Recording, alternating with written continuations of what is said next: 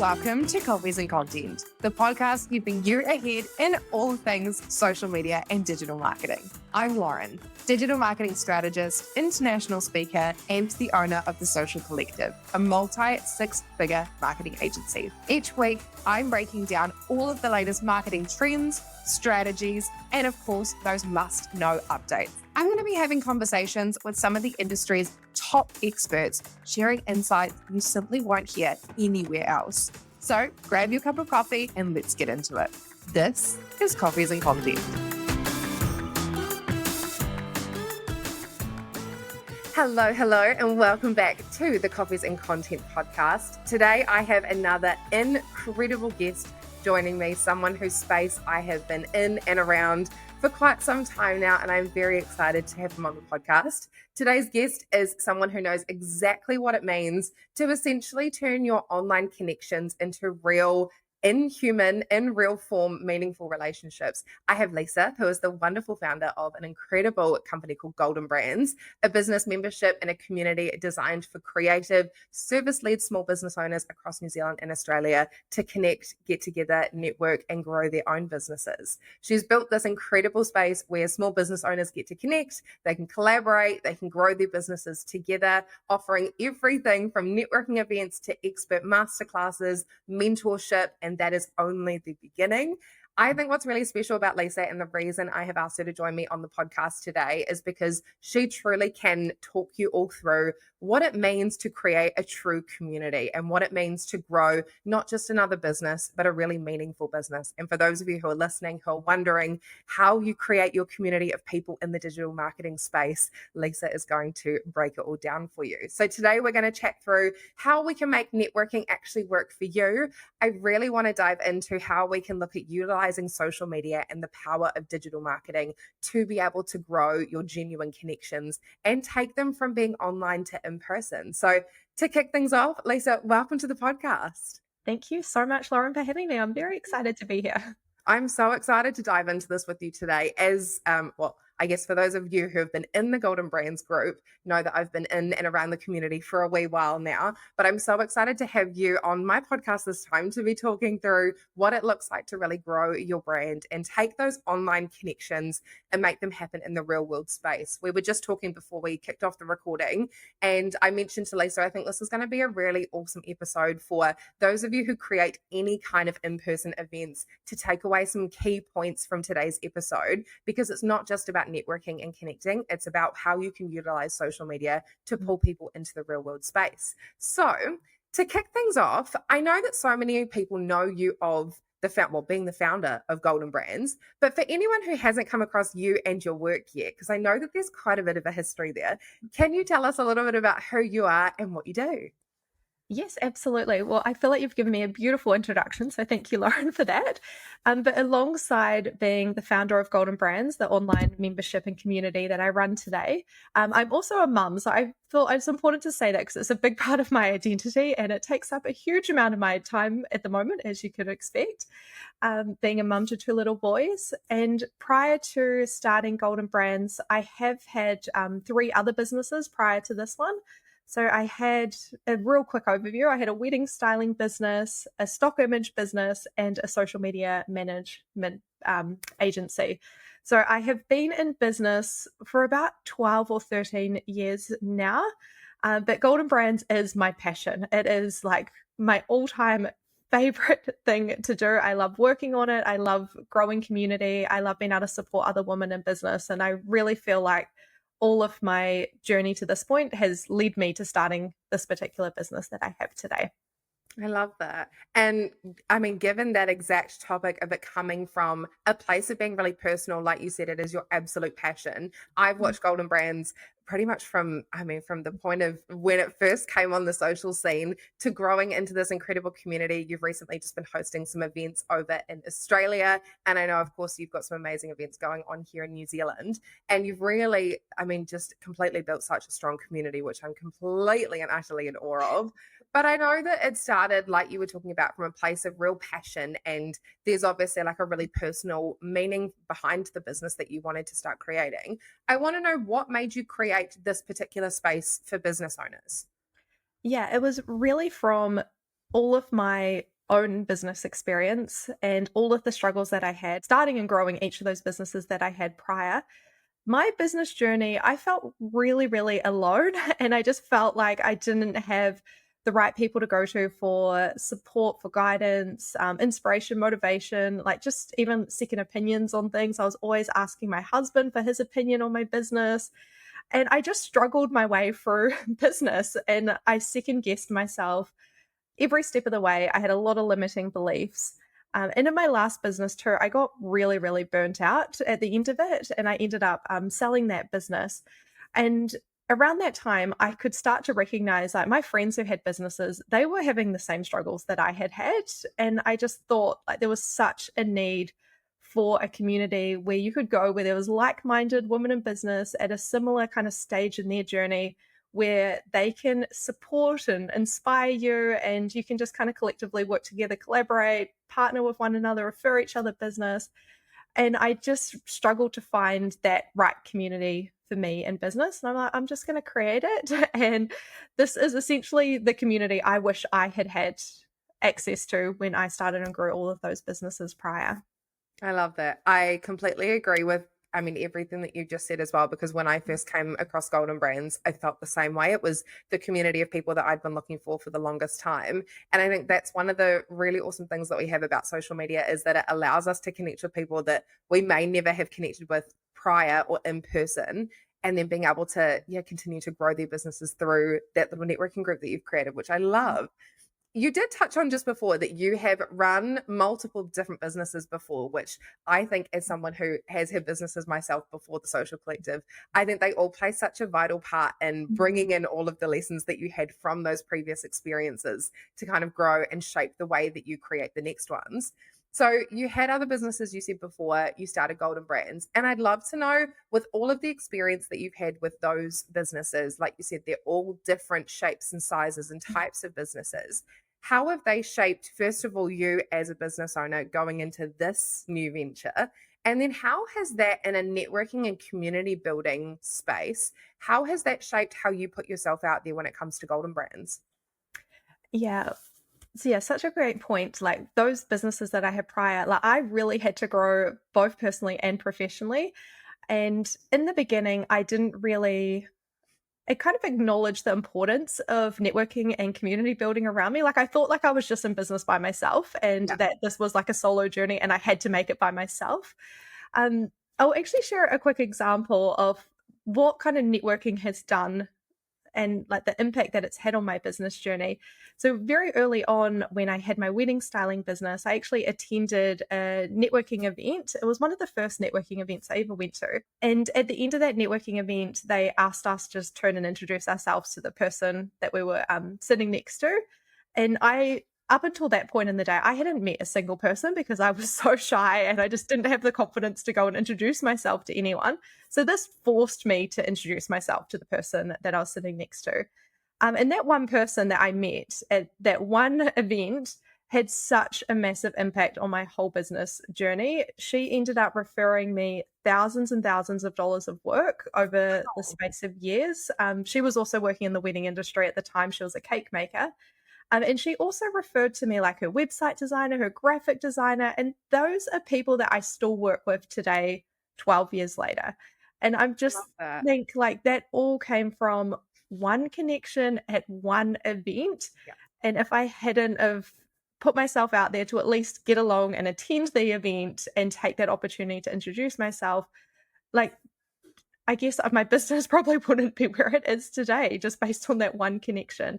And I've got so many stories like that where I have met people at different events or even just on Instagram through the DMs, and Mhm. that has ended up leading to like collaborations or them referring business to me referring business to them. So it has really had such a big impact on my business to build my network and community around me. And Golden Brands has really been built off the back of networking collaboration. Like every month we have people collaborate with us, contribute to our platform, show up as a guest speaker or put together a masterclass. Like every single month we are looking for different people that we can connect with and bring into our community to help our members, but also give them that exposure and stuff in terms of their business.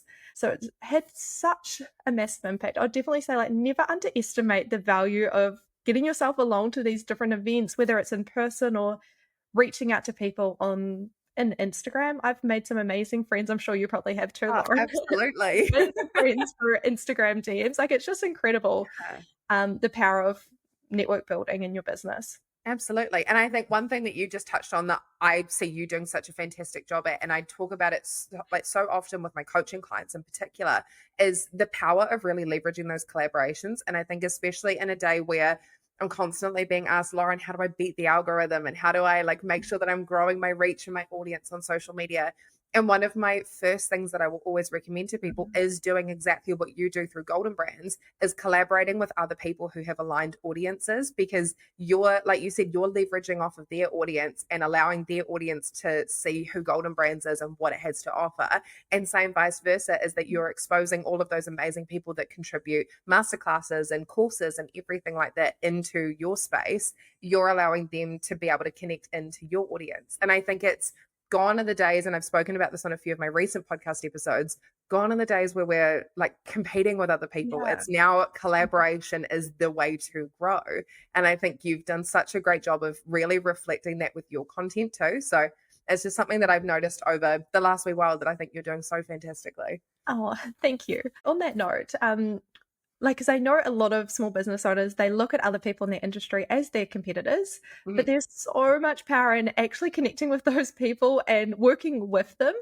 Um, 100%. when I had my wedding styling business, I ended up making friends with 3 or 4 other wedding stylists in Brisbane, where I was based at the time. And we all ended up referring each other work. If we got an inquiry for a day that we were already booked, we would just refer it to someone else in the group. So we had like this referral kind of program just happening between this little friendship that we had created, and it was beneficial to all of us.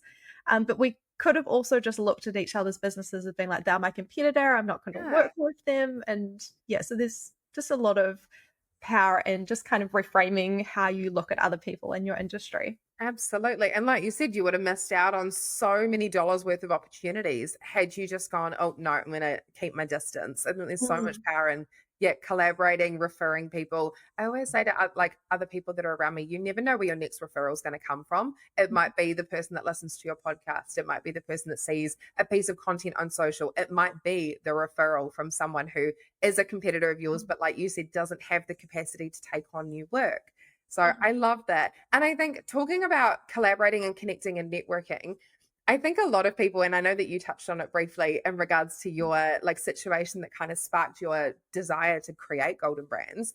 I know a lot of people hear that word networking and they go, oh, it's going to mean there's like an icebreaker. It means there's some small talk. It means there's those business card swaps that just feel so corporate.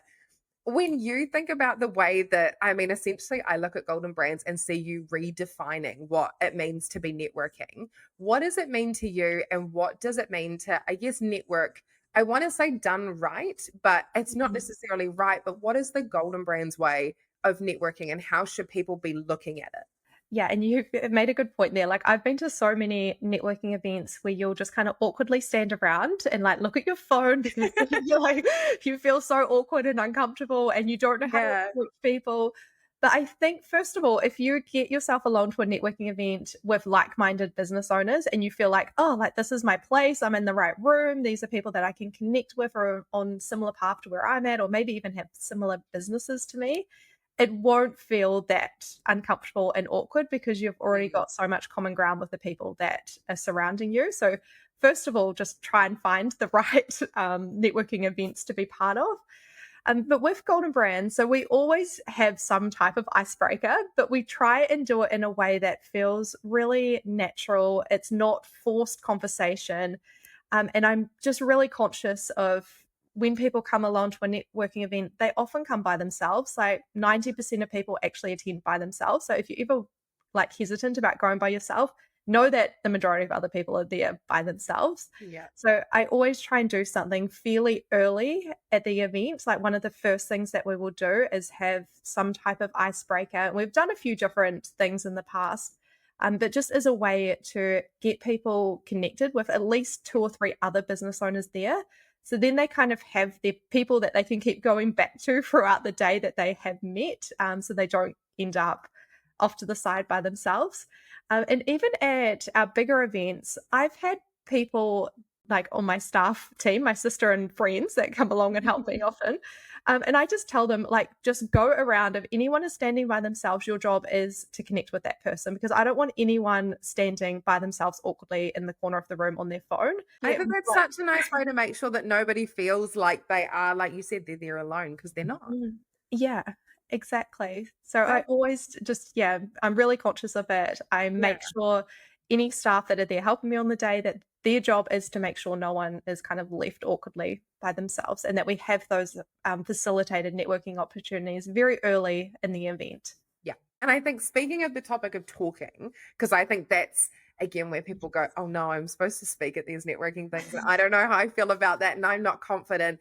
I know from obviously following your journey on social media, you have talked a lot about your experience with Toastmasters. And for those of you who don't know what Toastmasters is, I will let you explain to my audience, because I know that some people that listen to this podcast are out of New Zealand. So for those who don't know what Toastmasters is, I'll let you explain. But can you talk through, first of all, why you decided to enroll at Toastmasters, and what made you realize that that was the next thing that you wanted to start working on, was your public speaking? And also, what would your tips be for other people who are nervous and want to kind of put that fear to the side and show up confidently? And how has your experience been able to do that for you? Yeah. So the reason why I ended up enrolling in Toastmasters is because I had a goal. I wanted to host a conference in Brisbane of 120 other women in business. And the thought of doing that absolutely terrified me. Like, 18 months before I'd even committed to it, I was already having anxiety about doing it, because I really struggle with public speaking. It's always been a really big fear of mine. Public speaking is actually the top fear, like, in the world. I can't remember what the stats are, but it is like the number one fear that people have is public speaking. Crazy. And yeah, it was something that I just really, really struggled with. But I knew that if I wanted to get to that goal and host and MC a whole conference, I needed to overcome that fear. So I just kind of broke that goal down into really small steps that I could take over 12 to 18 month period of how I was going to become more confident, more comfortable speaking on stage in front of other people. So I just started with those really small steps. And one of those was attending Toastmasters. So Toastmasters, some of you might have heard of it. It is international, but some of you might have heard of it as something that, like, maybe your grandparents might attend, because I guess traditionally it was probably more of an older audience, but it's definitely like a really, very variety, I guess, broad demographic of people that go to it now. And at my Toastmasters, there's a lot of younger people and older people, like people from all walks of life. So it's a really great little community to be part of. But basically, you just go along to these meetings and you learn how to become a better speaker. They make you get up and do impromptu speaking. And on occasion, you get the opportunity to prepare a speech that you do in front of the group. And along the way, there's different like training and stuff that happens, so that you do develop your skills and knowledge around what makes a really good speaker and what makes a really good speech. So that's definitely been really helpful for me, being able to actually just force myself to do it every couple of weeks when I go to the meetings. I have to get up there and speak.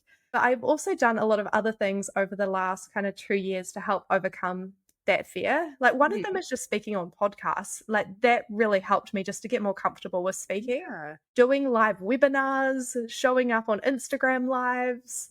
I did end up getting a speech coach as well to help me. So all of that combination of small things that I did just really helped. And it's still a work in progress, but it's 10 times better now than what it was 18 months ago. I'd love to know now, I guess, when people come together in this room, first of all, must be the most incredible thing to look at everyone in the room and realize that Golden Brands has obviously pulled them all together. But one of the things I've really loved is that you have obviously been able to take people from finding you on social media or any of your digital marketing platforms, and you've been able to pull them into like the physical space. And I'd really love to know what, in your opinion, makes a community really thrive? Because I think a lot of people, especially my listeners on this podcast, I get a lot of questions from people asking how they can make more sales, how they can make more money. But I always remind them that the first step really is to build that community. People need to know, like, and trust you. But what in your eyes makes a community really and truly thrive? Yeah, I think there's a few key things. So, first of all, having like two-way communication with your community, like actually 100%. speaking to them and getting to know Yeah. them, asking questions, interacting with them, not just speaking at them, but having it like a two-way thing. And you can easily do that through Instagram. You can get people involved. You can use all your story like questions and polls and just get people part of the conversation. Yeah. And I think it is also really important. I know everyone goes on about showing up authentically online, but showing up authentically does really help to build community and attract, the right people into your, I guess, your audience. So I think coming down to engagement, how you show up online and making sure that you're really fostering those relationships with people inside of your community and getting to know them and just asking what they need from you so that you can provide, the most value that you possibly can across your social media or your email marketing or podcast, whatever it may be. A combination of those things, I think, has really helped for us to build our community. I love that. And speaking of combinations of things, obviously, as we were chatting about just before we hit record on this podcast, I'm a big fan of the holistic approach to digital marketing. Like, you Mhm. simply, in my eyes, you just cannot rely on one singular channel. And one of the big reasons I asked you to come on this podcast today is because I love the way that you're utilizing all of your marketing holistically. And I've watched you obviously create social media content, push it out to a variety of different social media platforms and digital marketing platforms. So, email marketing, I've seen ads running, you've obviously got your website. And I know you're constantly even cycling through different lead magnets to keep people coming Mm. in to your sort of marketing funnel. You've got ads showing up on social media. I'd love to know, when it comes to growing, especially in the event space, like for you to be able to sell tickets to your events, what, in your opinion, has been the most effective marketing strategy, or what components of your marketing strategy have you found to be the most Mhm. effective for getting bums on seats event wise? Yeah. I think, well, firstly, it's important to note that selling tickets is not easy. It is really hard.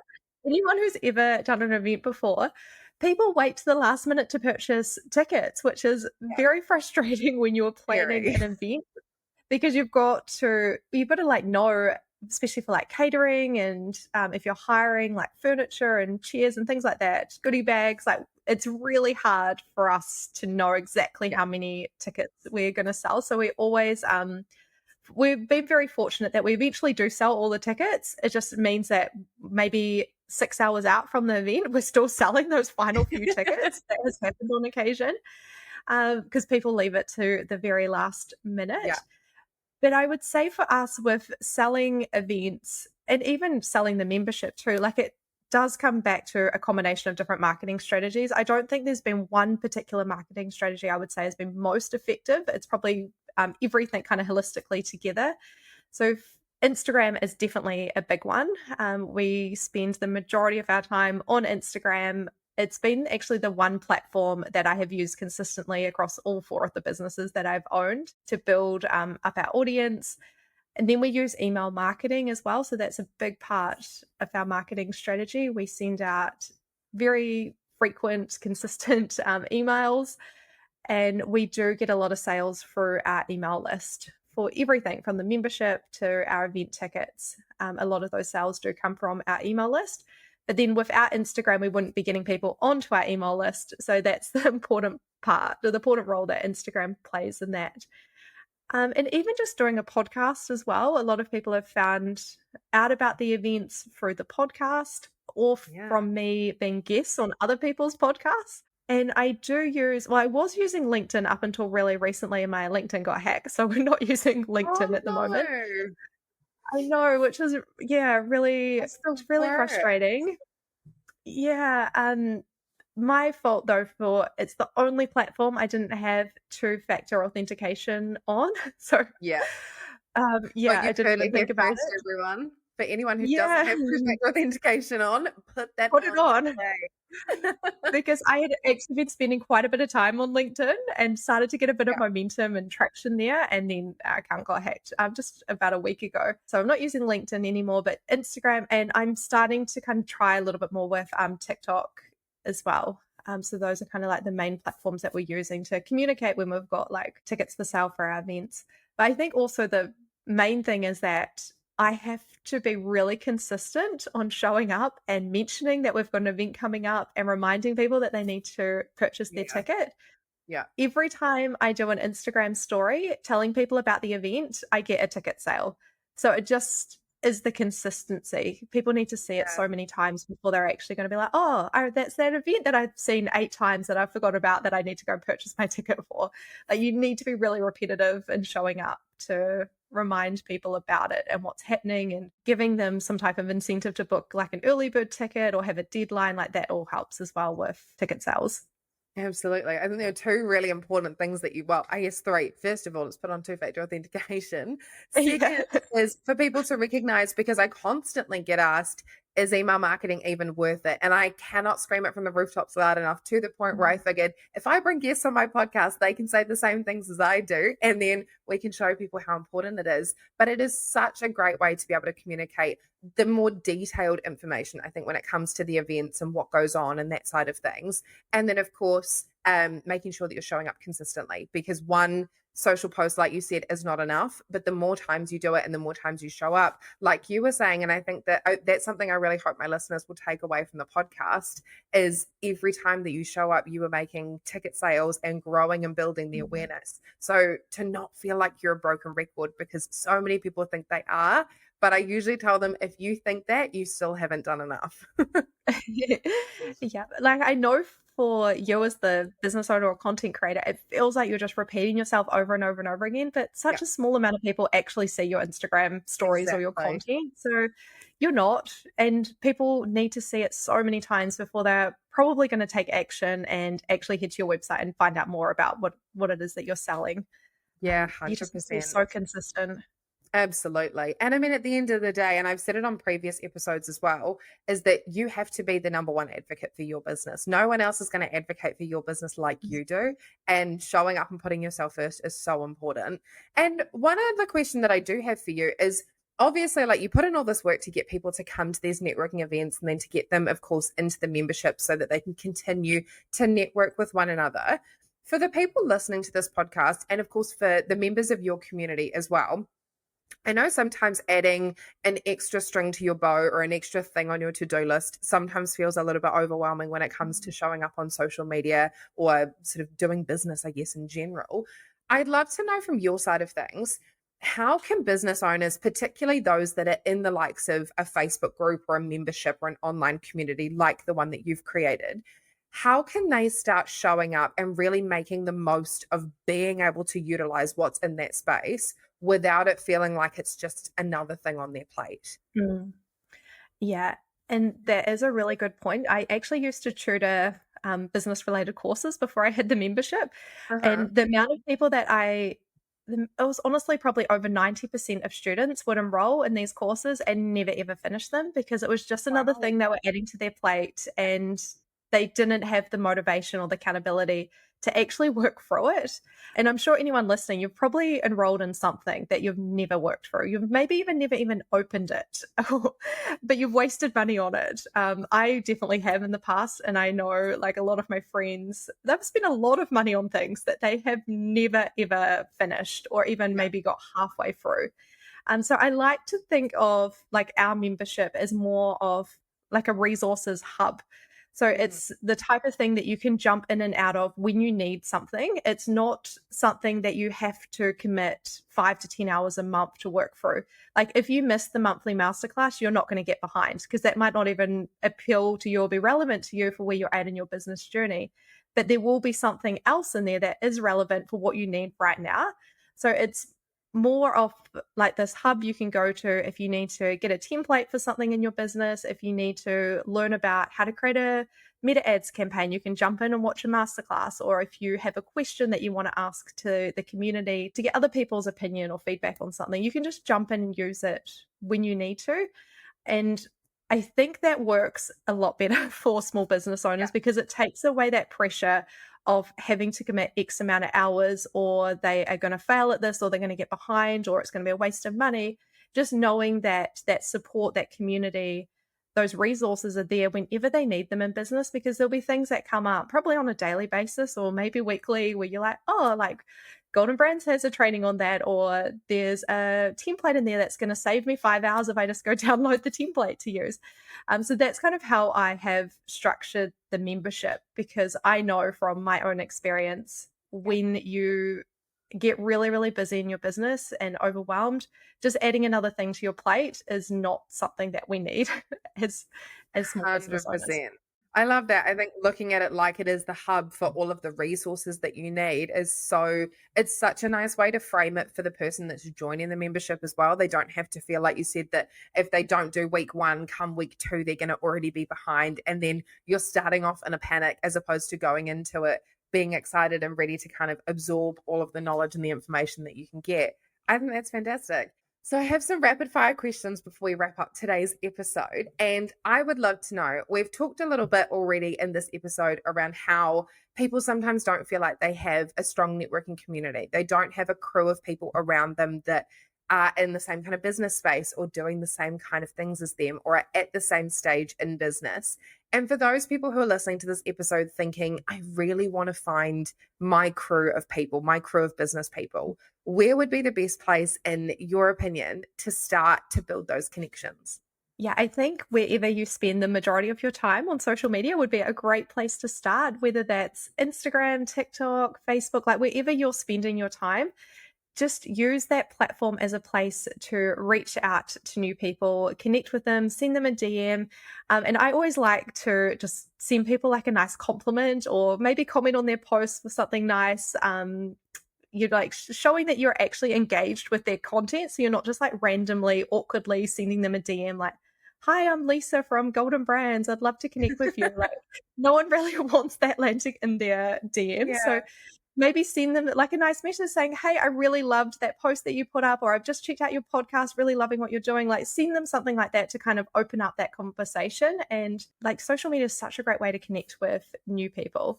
And also 100%. just attending in-person events too. If you can, if you have access to them locally, put yourself out there, go along to some until you find the right ones for you.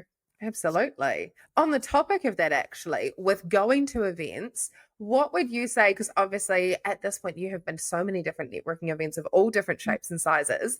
What is one thing that you would say instantly makes someone memorable at an event? Well, I think like when I'm connecting with people at events, if we've got some type of like mutual interests or similar businesses, or we connect over something that we have in common, like that's always great. You often remember those people.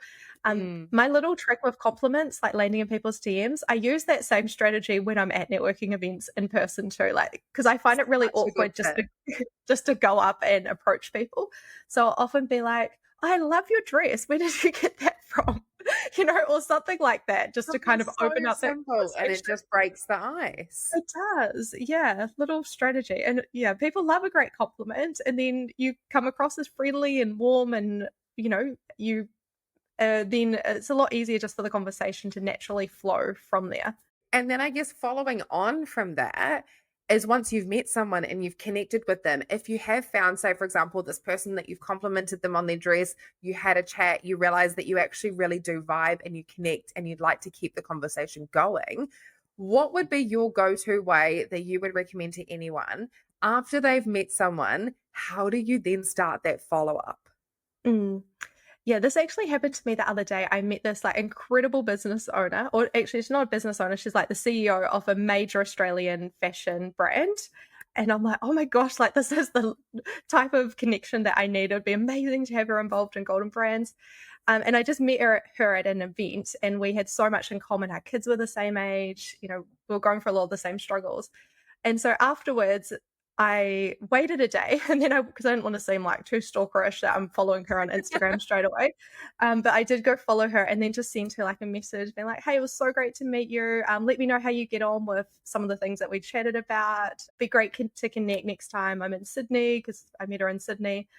So yeah, just having something like that, like send them kind of a follow up message because you just never know, like that could then open up more conversations and Yeah, different opportunities, and it just kind of keeps you too on their mind if I don't know, they may know someone who would be great for your business that they could refer to you down the track, or you may be a social media manager and then they may be like, oh, actually I need a social media manager, let's find out more about what you've got to offer. And yeah, you just never know what exactly. can come from those connections. 100%. And like you said, I think being proactive, not waiting for someone else to message you. If you really want that connection to happen and you want to foster that, you be the one to reach out and don't be shy about it. I love that.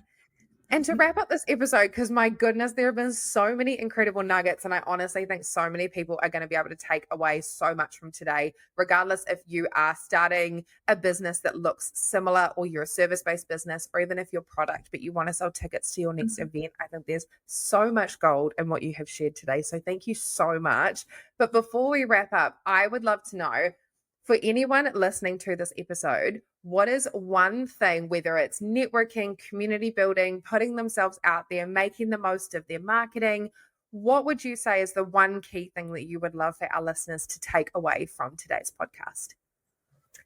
Put yourself out of your comfort zone. Like that is where the growth happens. And whether that's on Instagram with showing up on stories, doing lives, whether that's attending events in person, speaking at events, do the things that make you feel uncomfortable because that is where you're going to experience all of that personal and professional growth. Yeah, that has definitely been the last 2 years for me in business. I constantly just keep thinking about what are the things that I'm fearful of, that I'm avoiding because they feel so uncomfortable. Those are the things I need to be doing to grow to that next stage of business. 100%. Oh, wiser words could not have been spoken. Well, thank you so much for joining me on today's podcast. I cannot wait for this to come out for everybody to listen to it. For those of you who are wanting to check out more around Golden Brands, please go and check out all of Lisa's social channels, the website, and be listening to the Golden Success podcast. It is fantastic. I listen myself. So make sure you go tune in, and we will be back same time at same place next week with another episode. Thank you for tuning in, and goodbye.